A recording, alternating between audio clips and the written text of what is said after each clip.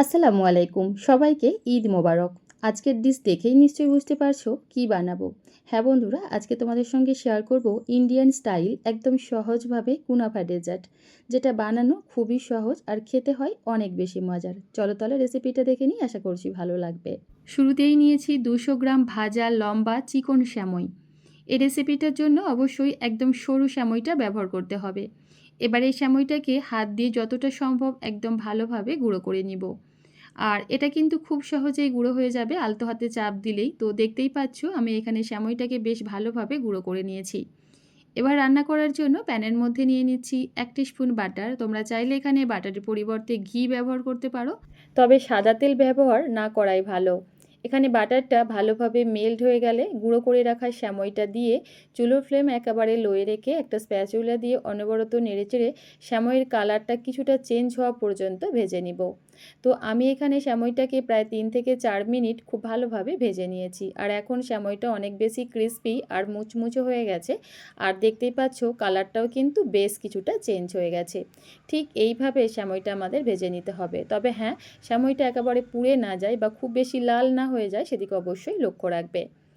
তো স্যামই ভালোভাবে ভাজা হয়ে গেলে মিষ্টির জন্য দিয়ে দিলাম 1 কাপ পরিমাণ চিনি, আর পানি দিয়ে দিচ্ছি ওই কাপ মেপেই 4 ভাগের 3 ভাগ। পানির পরিমাণটা প্রথমে খুব বেশি দেব না, তাহলে স্যামইটা অনেক বেশি নরম হয়ে যেতে পারে।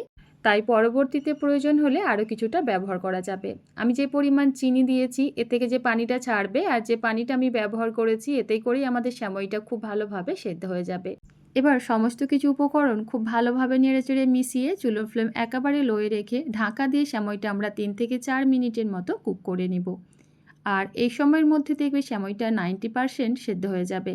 আর তোমাদের ক্ষেত্রে যদি মনে হয় এখানে স্যামইটা এখনও ভালোভাবে সেদ্ধ হয়নি, সেক্ষেত্রে 2 থেকে 3 চা চামচ পরিমাণ পানি ব্যবহার করতে পারো। তো এখানে কিন্তু স্যামইটা আমার বেশ ভালোভাবে সেদ্ধ হয়ে গেছে। তারপর এখানে সুন্দর একটা ফ্লেভারের জন্য অ্যাড করলাম অল্প একটু এলাচের গুঁড়া, আর দিয়ে দিলাম হাফ চা চামচ পরিমাণ গোলাপ জল। আবারও সমস্ত কিছু খুব ভালোভাবে মিশিয়ে নিচ্ছি।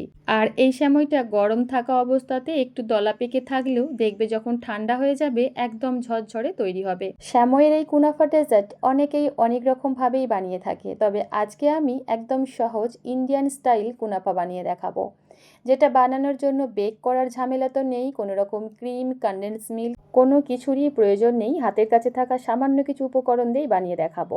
এবার এই স্যামইটা ঠান্ডা হবার জন্য একটা সাইডে রেখে দিচ্ছি। আর এদিকে চুলায় প্যানের মধ্যে আগে থেকেই 2 কাপ পরিমাণ দুধ আমি জাল করতে বসিয়ে দিয়েছিলাম। আর হ্যাঁ, চেষ্টা করবে এখানে ফুল ক্রিম দুধ ব্যবহার করতে। আমরা যেহেতু এখানে কোনো রকম ক্রিম কনডেন্স মিল্ক কোনো কিছুই ব্যবহার করব না, তাই ফুল ক্রিম দুধ ব্যবহার করলে কুনাফা ডেজার্টের এই ক্রিমটা অনেক বেশি রিচ আর ক্রিমি হবে, খেতেও ভালো লাগবে। তো এখানে দুধটা প্রায় 2 থেকে 3 মিনিটের মতো ভালোভাবে ফুটিয়ে নিয়েছি। তারপর একটা বোলের মধ্যে নিয়ে নিচ্ছি 2 চা চামচ কর্নফ্লাওয়ার আর 2 চা চামচ পরিমাণ গুঁড়া দুধ। হাফ কাপ পানি দিয়ে খুব ভালোভাবে নেড়েচেড়ে মিশিয়ে নিচ্ছি। আর এই মিশ্রণের মধ্যে কিন্তু কোনো রকম দলাভাব থাকলে হবে না, খুব ভালোভাবে মিশিয়ে নিতে হবে। তারপর চুলোর ফ্লেম একেবারে লোয়ে রেখে মিশ্রণটা অ্যাড করে দিব আর অনবরত নেড়েচেড়ে ক্রিমটা বানিয়ে নিতে হবে। আর হ্যাঁ, এখানে কিন্তু কোনোভাবেই নাড়াচাড়া বন্ধ করা চলবে না, অনবরত নেড়েচেড়ে কাজটা করে নিতে হবে, তা নাহলে আমাদের এই ক্রিমটা স্মুথ আর মসৃণ হবে না, দলা পেকে যাবে। আর সেই সাথে এখানে অ্যাড করলাম সুন্দর একটা ফ্লেভারের জন্য এলাচের গুঁড়া, 3 থেকে 4 ফোঁটার মতো গোলাপ জল।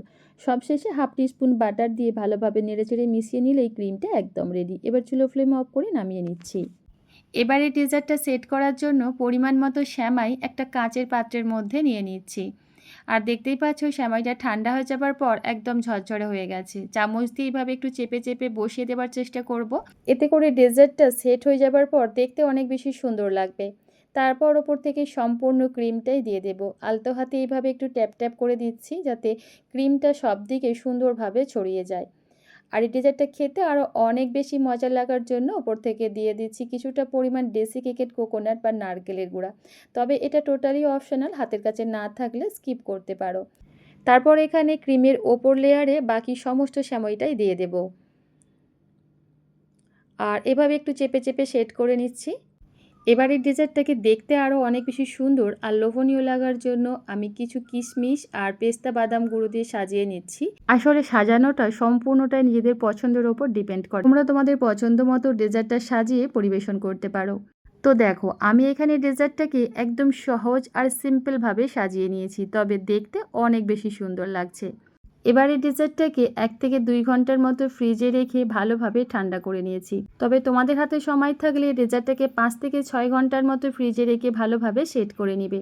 সবথেকে ভালো হয় ঈদের আগের দিন রাত্রে বানিয়ে সকালবেলা পরিবেশন করতে, তাহলে দেখবে ডেজার্টটা খেতে আরও অনেক বেশি ভালো লাগবে। তাই আসছে ঈদে সেই একঘেয়ে স্যামই না বানিয়ে একটু ভিন্ন কিছু ট্রাই করতে চাইলে অবশ্যই রেসিপিটা বানিয়ে নিতে পারো। আশা করছি তোমাদেরও অনেক বেশি ভালো লাগবে। তো আজকের আমার এই সহজ আর সুস্বাদু স্যামইয়ের কুনাফা ডেজার্ট তোমাদের কেমন লাগলো অবশ্যই নিজেদের মূল্যবান মতামত কমেন্টের মাধ্যমে জানাবে। আর হ্যাঁ, রেসিপি ভালো লাগলে প্লিজ আমার চ্যানেলটা সাবস্ক্রাইব করে পাশে থাকার অনুরোধ রইল। আজ তাহলে এই পর্যন্তই। আল্লাহ হাফেজ।